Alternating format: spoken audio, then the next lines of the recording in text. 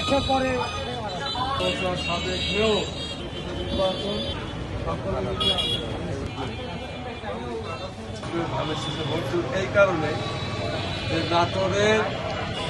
নাটোর রাস্তা ঘাট ব্রিজ কাল এই যে সব কাজ অসম্পূর্ণ সে কাজগুলো সম্পূর্ণ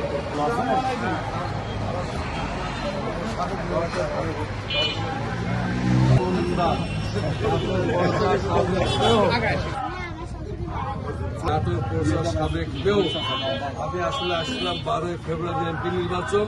সেই নির্বাচনে নাটোর উন্নয়নের স্বার্থে নাটোর যাতে সুন্দর শহর হয়, নাটোর জেলা যাতে সুন্দর করা যায়, সেই লক্ষ্যে আপনার দয়াকে গুরুসাবকে ধানের শেষে ভোট দিন। ভোট সেন্টারে অবশ্যই যাবেন, অবশ্যই ভোট দিন। উন্নয়নের স্বার্থে আপনার দয়াকে দুলু সাহেবকে ধানের শেষে ভোট দিন।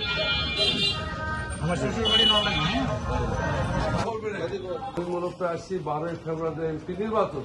সেই নির্বাচনে আপনারা নাটোর উন্নয়নের স্বার্থে লক্ষ্যে রাস্তাঘাট ড্রেন কালভার্ট সহ যে সমস্ত কাজ অসম্পূর্ণ আছে সেই কাজগুলো দুলুক দিয়ে আমরা করাতে চাই, করতে চাই, নাটোরকে সুন্দরভাবে গড়তে চাই।